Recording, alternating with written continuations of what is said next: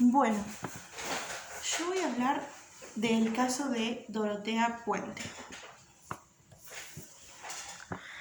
Nacida como Dorotea Helen Gray el 9 de enero de 1929 en Redlands, California, siendo hija de Trudy May Yates y Jesse James Gray, es la sexta hija de 7 hermanos. Sus padres trabajaban en un inicio en un cultivo de algodón, pero las ganancias no eran suficientes para mantener a la familia.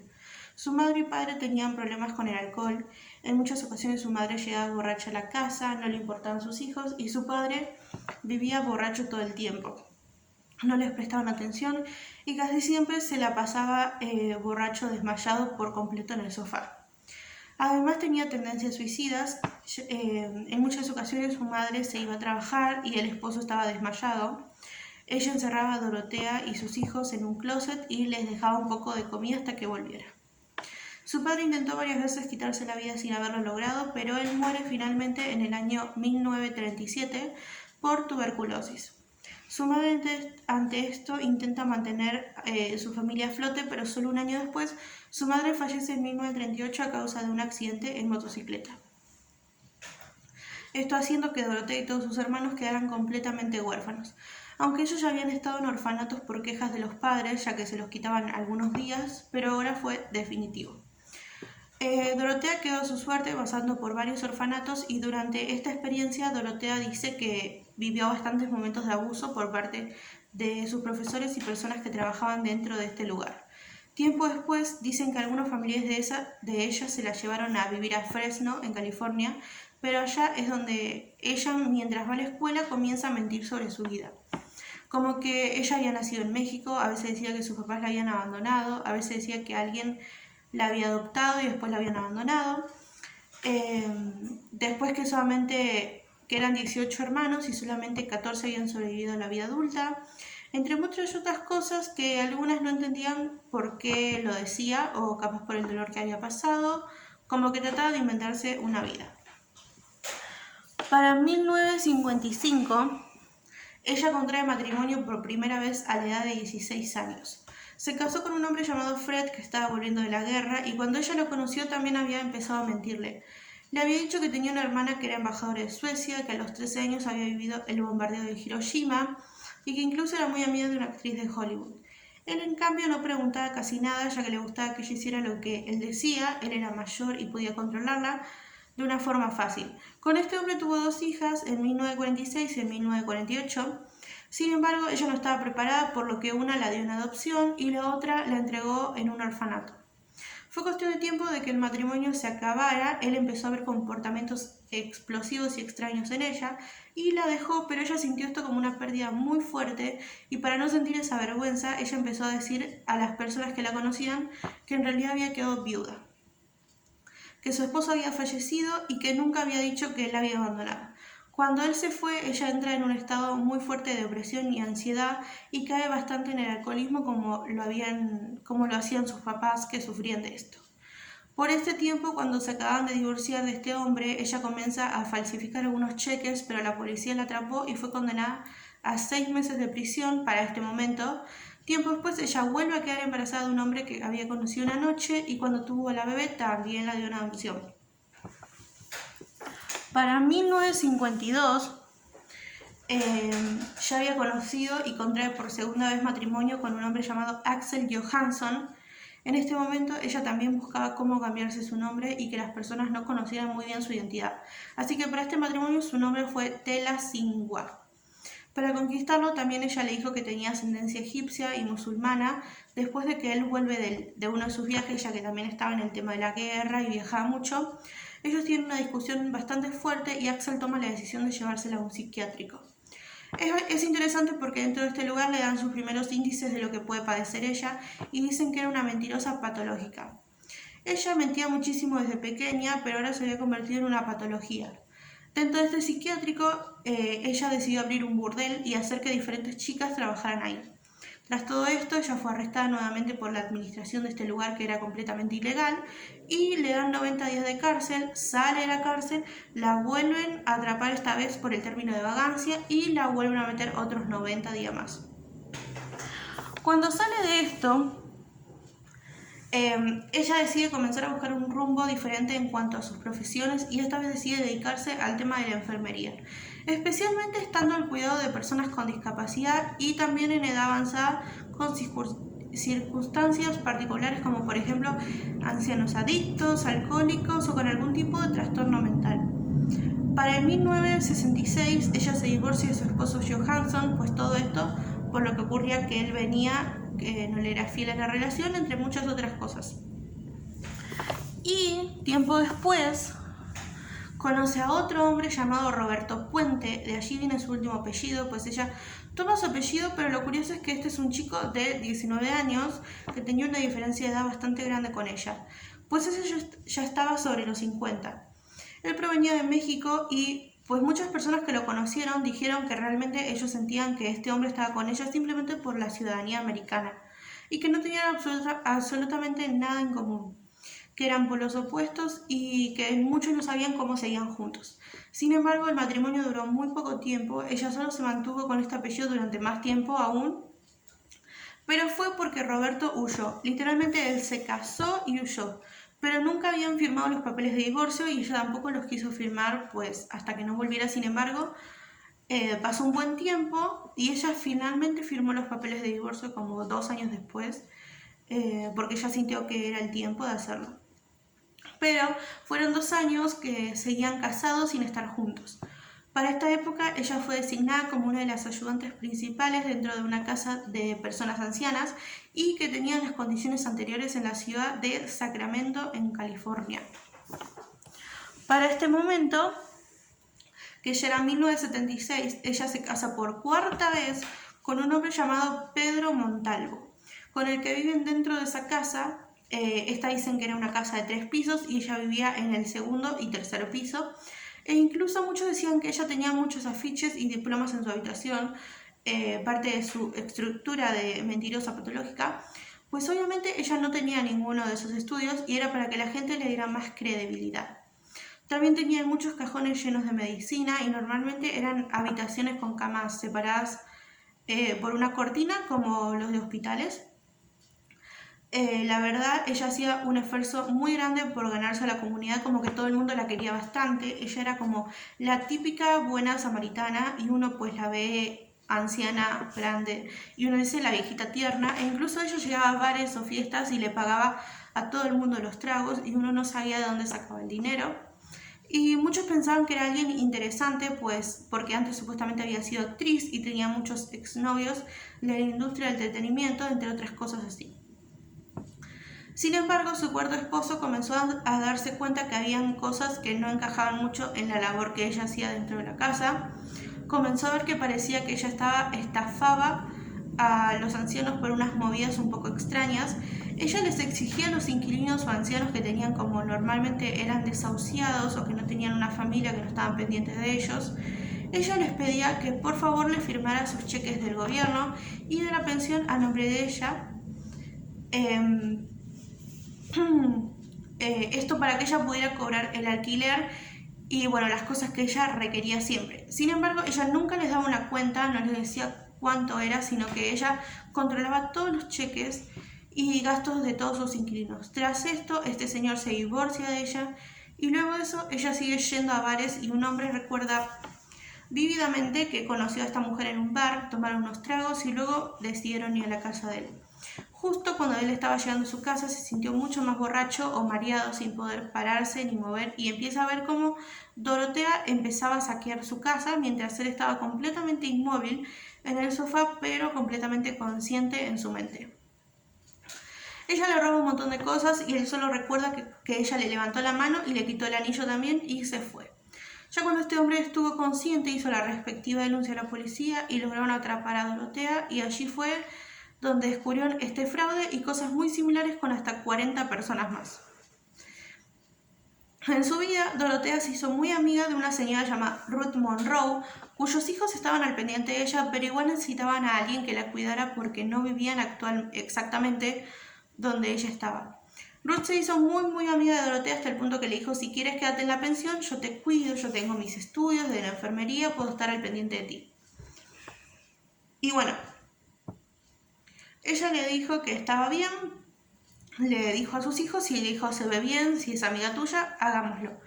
Para ese momento Ruth le propone a Dorotea la idea de hacer un catering o restaurante juntas para tener más recursos en la vida diaria, pero de Dorotea no sale realmente ninguna parte de inversión para ese lugar, sino toda es de Ruth.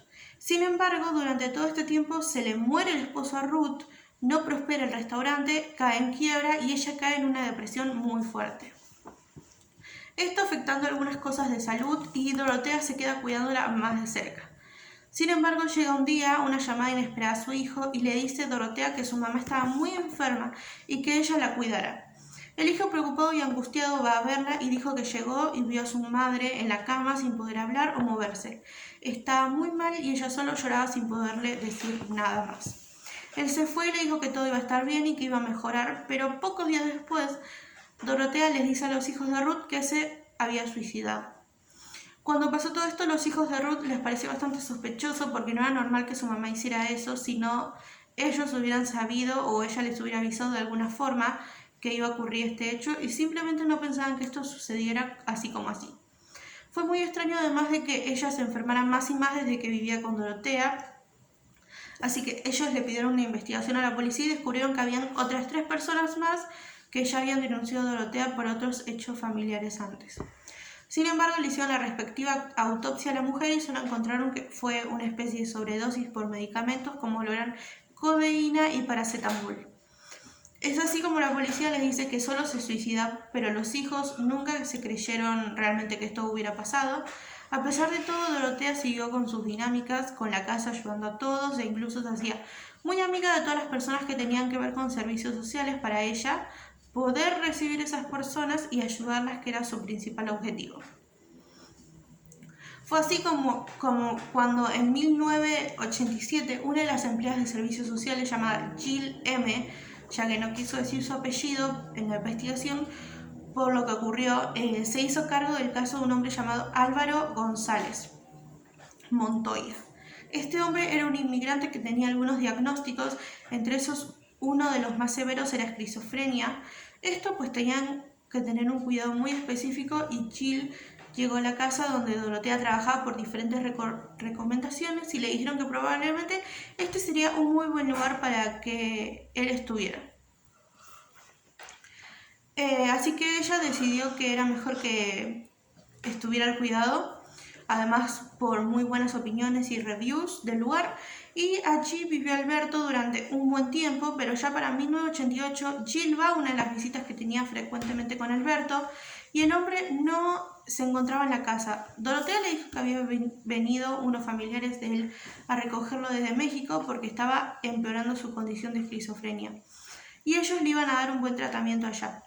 Jill pensó que era extraño porque él no tiene familia, pero igual le dijo a Dorotea que la llamara por cualquier cosa. Pasaron varias semanas y Jill nunca recibió la llamada de regreso de Alberto. Y es allí que llama a Dorotea y le dice: ¿qué está pasando? Estoy empezando a sospechar. Si no, me tocará llamar a la policía. En eso, días después, ella recibe una llamada de un misterioso hombre que le dice que se llevó a Alberto a Utah a un tratamiento junto a algunos familiares. O sea, básicamente cambiaron toda la historia. Ya no era México, sino Utah. Sin embargo, Jill no creyó nada de lo que dijeron y llamó a la policía porque ya sabía que Alberto no tenía familia. La policía comenzó a hacer la investigación y fueron a la casa de Dorotea. Le comenzaron a preguntar y ella simplemente daba la misma versión, que la familia se lo había llevado. Pero para ese momento la policía dijo: bueno, ¿nos podrías dejar revisar tu casa por completo? A ver si había algo. Revisaron, pero no encontraron absolutamente nada. Pero ocurrió algo bastante particular, ya que uno de los inquilinos, llamado John Jarp, que vivía con Dorotea en el lugar, le entregó secretamente a uno de los policías una nota que decía: ella me dijo que les mintiera. Y desde ahí, secretamente, la policía llevó a John sobre lo ocurrido. Le preguntaron, John les contó que Dorotea les había dicho a cada uno de los habitantes del lugar que si ellos hablaban o decían algo, básicamente los iba a sacar y no iban a tener dónde vivir. Pero que él realmente nunca supo dónde estaba Alberto, solo sabía que ellos habían peleado una tarde muy fuerte y ya el otro día él no estaba. Para esos días la policía decide obtener una orden de allanamiento e ir a la casa de Dorotea y les dicen, mire, sabemos que no está acá, pero déjenos excavar en el jardín solo por tranquilidad de todos y de la de servicios sociales, y si no encontramos nada, pues no hay problema. Dorotea dijo, bueno, no hay problema, revisen, tomen su tiempo. Incluso ella estuvo todo el tiempo ahí con ellos, mirándolos desde el balcón, y ellos duraron un buen tiempo excavando. Y fue cuando en un momento uno de los policías excavando empezó a sacar pedazos de tela, luego sacó de otro lado como un pedazo de cuero, comenzó a acumularlos y ya en un momento metió la pala y llegó como a la raíz de un árbol. En eso él toma la raíz para tratar de sacarla, pero sorpresa de él, saca una bota, un zapato y dentro de él había un fémur humano. Es allí donde encuentran el cuerpo de alguien dentro del jardín de Dorotea. Ellos se lo muestran y ella dice sin creerlo ¿qué es esto? No tengo ni idea. Incluso se le ve bastante estresada y ella les dice, yo estoy muy estresada, necesito tranquilizarme, ¿podría irme al café de la esquina a verme con mi nieto? Y el policía le dice que sí, igual no tenían nada probatorio en el momento para dejarla ahí. Pero desde mi perspectiva, siento que le faltaban 2 añitos más de estudio a ese policía y lo lograba, pero bueno, la dejó ir. Ellos siguieron excavando y es allí cuando empiezan a encontrar más y más cuerpos en el jardín de Dorotea. Después uno de los agentes pregunta dónde estaba ella y cuando le dicen que estaba en el café, el hombre va, la busca, no la encuentra y dice, ¿dónde está Dorotea? Y otro policía dice, creo que se ha escapado. Dorotea se acababa de escapar de la escena del crimen, donde habían encontrado 7 cuerpos enterrados de diferentes personas. Las víctimas encontradas fueron identificadas como Leon Carpenter, Dorothy Miller, Alberto Montoya, Benjamin Fink, James Gallup, Vera Fire y Betty Palmer. Todos y cada uno de ellos fueron huéspedes dentro de la casa de Dorotea y obviamente aquí inicia la locura por tratar de encontrar a la mujer prófuga que desde un primer momento no debieron dejar libre y su rostro sale en todos los noticieros, periódicos y se volvió un caso bastante famoso en Estados Unidos, ya que decían que era la anciana que nadie pensó que en realidad era una asesina serial. Los policías comenzaron a encontrar más de 300 cosas de evidencia dentro del caso. Por ejemplo, encontraron que tenían doble alfombra en el piso donde se imaginaban que mataban a sus víctimas, logrando que una quede toda manchada y después ponían la otra encima y no se veía. Luego de esto pasaron algunos meses que Dorotea logró esconderse bien hasta que un día un hombre llamó a la policía y les dijo que él había estado en un bar en donde conoció a una señora y que después se dio cuenta que se trataba de Dorotea. Él los llama, la policía llega a un motel donde ella se estaba hospedando y finalmente la capturan. Ante esto lo que impresionaba era la actitud de ella, ya que parecía que era una pobre ancianita que no parte ni un plato, que no hace absolutamente nada malo y ella simplemente decía no maté absolutamente a nadie. Pero sí aceptó que sí reclamaba algunos cheques de algunos de ellos, pero que ella nunca mataba a nadie y que era muy buena persona. El examen post-morte de varios de los cadáveres revelaba que había una gran concentración de flurazepam en la sangre. Muchos de esos eran como somníferos, entre otras cosas. La conclusión a la que llegaban era que ella los drogaba poco a poco y eventualmente tenían una sobredosis o sus cuerpos colapsaban o morían de manera natural en ese momento y ya después ella se encargaba de enterrar los cuerpos. Y ahora voy a hablar de cómo fue las víctimas, de cómo fueron los sucesos. La primera de ellas fue una señora llamada Esther, que tenía muchos problemas del corazón, sin embargo también la señora era bastante adinerada, es decir, que tenía una muy buena pensión. Antes de entrar en esta casa de cuidados, Dorotea les hacía firmar a todos como un compromiso de que ella podía firmar por ellos para recibir los cheques de la pensión. Sin embargo, de una manera muy extraña, Esther se empezó a poner peor del corazón, entre otras cosas, y ella iba constantemente a un médico en específico. El doctor como que sospechaba de por qué se enfermaba tanto y sentía que se enfermaba desde que vivía con Dorotea. A pesar de todo, Esther decía que no, que estaba muy agradecida con el cuidado que le daba la mujer. Tiempo después ella dejó de asistir a este doctor y se fue a otro hospital, y el otro hospital llamó al anterior doctor pidiendo información sobre la paciente. Es allí donde El anterior doctor se preguntaba por qué se fueron a otra sede, esto estaba muy extraño, y el doctor le empezó a decir al nuevo doctor, que por favor revisara especialmente los exámenes toxicológicos. Dentro del cuerpo de Esther, el hombre encontró varias drogas prescritas que no eran prescritas para ella, sino para Dorotea. Tiempo después, ella se pone peor y finalmente fallece. Y es uno de los cuerpos que encuentran en la casa de Dorotea. Otra de las víctimas fue Betty Palmer, que era una anciana que muchos conocían por ser muy alegre y todos la querían porque era muy divertida. Curiosamente, desde que llegó a la casa de Dorotea, ella comenzó a apagarse, no hablaba mucho y ya no hacía lo mismo que antes. Y repentinamente un día desapareció y Dorotea le dijo a sus dos hijas que sus dos hijas habían venido por ella y se la habían llevado. Sin embargo, Betty fue la única víctima que Dorotea descuartizó para enterrar porque ya no sabía dónde meterla en ese momento. Ella fue la única víctima que encontraron en el jardín delantero de la casa, ya que el resto lo encontraron en el jardín trasero y en los lados. James Gallop fue otra de sus víctimas, pero él fue el único que era completamente escéptico y desconfiado de que ella les hiciera firmar cheques. Así que él nunca aceptó que esto pasara. El problema era que él era bastante alcohólico y esto le disgustaba muchísimo a Dorotea porque sus papás eran así. Dicen que un día tuvieron una gran pelea, pues los inquilinos dicen que los escucharon pelear, pero que él jamás volvió. Dorotea dijo que lo sacó porque era bastante problemático, cuando después lo encontraron en el jardín. La siguiente fue Vera Martin, fue exactamente el mismo procedimiento, comenzó a empeorar y finalmente ella la mató, pero obviamente empeoraba por las cosas que le daba Dorotea. Ella fue la que menos tiempo duró en la casa antes de morir. Otra víctima fue Benjamin Fink, de 55 años, muy parecido a James Gallop, pues también era un alcohólico y bastante problemático, así que ella terminó con él y así con las otras víctimas. Decían que se iba o que se los habían llevado a los familiares y su secreto era simplemente darle medicación entre somníferos, entre tranquilizantes, entre otras cosas para irlos enfermando cada vez más. Se los da a través de la comida, de las bebidas, incluso la familia de Ruth, que ellos siempre dijeron que estaban seguros que su madre no se había suicidado, sino que la habían matado. Después abrieron la investigación y lograron descubrir que efectivamente ella sí había sido víctima de Dorotea a través de bebidas alcohólicas que ella le daba.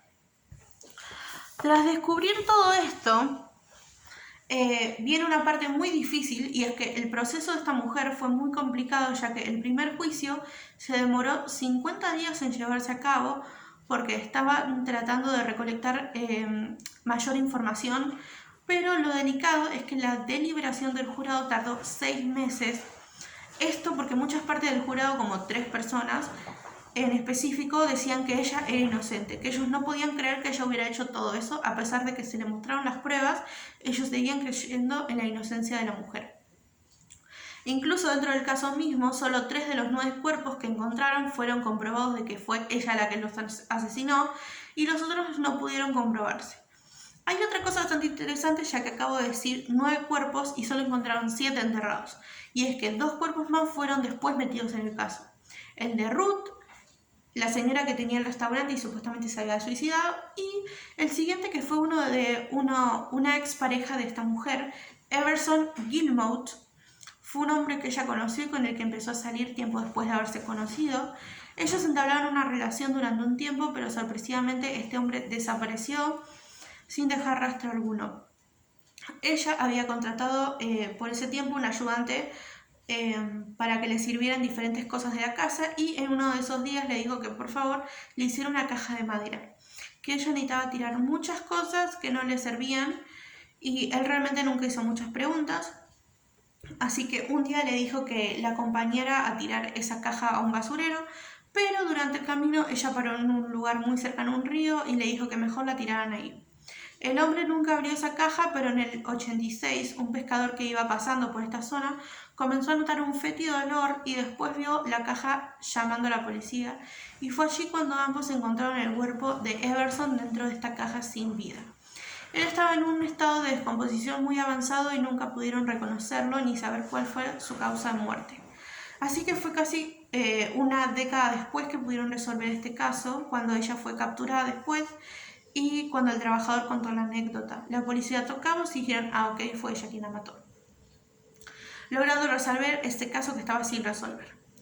Lo curioso es que como nadie se daba cuenta que sus familiares desaparecían, entre otras cosas, pues ella escogía muy bien a sus víctimas. Ella sabía quiénes podía matar porque eran personas, uno, en edad muy avanzadas, dos, con diferentes cosas como problemas mentales o alguna adicción o alcoholismo, tres, eran personas problemáticas para sus familias, así que probablemente nunca más supieran de ellas, así que no hubo absolutamente nadie quien reclamara más que la de Ruth y la trabajadora social que lograron descubrir todo esto. Pero el resto no, y es bastante triste, pues eran personas que nunca a nadie les importaron, ni murieron, ni duraron ahí años y años sin que nadie supiera, ni siquiera los reclamaban. Después de la deliberación del jurado, descubren obviamente que los motivos principales de esta mujer para todo lo que ocurrió fue monetario. Básicamente ella siempre quiso el dinero de todas sus víctimas.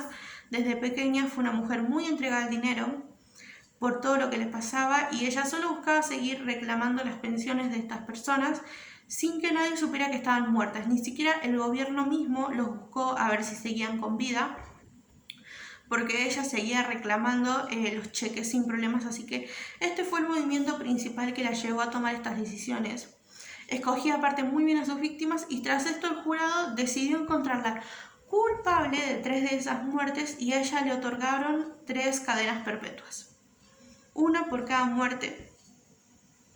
De allí tampoco tiene la libertad condicional como antes la había tenido y a pesar de todo, ella siguió diciendo que era completamente inocente, que sus inquilinos morían de manera natural y ella se veía obligada a enterrarlos por miedo a que la juzgaran de algo que no era. Igual no se salvó de la condena y Dorotea Puente fue internada por el resto de su vida en la Penitenciaría Central de Mujeres de California, en donde el 27 de marzo del año 2011 muere por causas naturales, pues ya era una mujer en una avanzada edad y terminó cumpliendo casi 2 décadas de cárcel. Curiosamente, en la casa donde todo esto ocurrió fue protegida como patrimonio cultural e histórico en la ciudad y no la pudieron demoler ni absolutamente nada. La casa estuvo en renta durante mucho tiempo, luego en venta y tampoco nadie la quiso hasta que sorpresivamente tiempo después un hombre llamado Tom con su esposa Bárbara decidieron comprarla, dijeron como esa casa se ve interesante, les contaron la historia y no les importó por lo que la terminaron comprando. Ellos decidieron tomar todo esto con humor, pues mucha gente comenzó a visitarlos y a querer saber un poco más, así que ellos comenzaron a poner maniquís vestidos de Dorotea afuera, también pusieron algunos carteles con chistes que no eran necesarios, como por ejemplo, no traspase esta propiedad o si no será enterrado en el jardín. Ellos dicen que nunca les pasó nada paranormal, pero la madre Bárbara cuenta que sí vio algunas cosas, sin embargo, la casa sigue ahí, la gente va y mira, pero por ahora es de propiedad privada. Bueno, en Netflix hicieron un capítulo de una miniserie sobre este tema y la serie se llama Los peores compañeros de casa del mundo. Y para terminar, un mini resumen de lo que fue este caso. Básicamente el lugar del hecho fue en la pensión de Dorotea que se encontraba en Sacramento, en California. La fecha sería a partir de 1982 con su primera víctima, que fue Ruth Monroe. El modus operandi que ella usaba era básicamente que los drogaba poco a poco para que pareciera una muerte natural. Y el delito que cometió fueron 9 asesinatos, pero solo la encontraron culpable de 3 muertes, por lo que le otorgaron 3 cadenas perpetuas. Y así termina el caso de Dorotea Puente.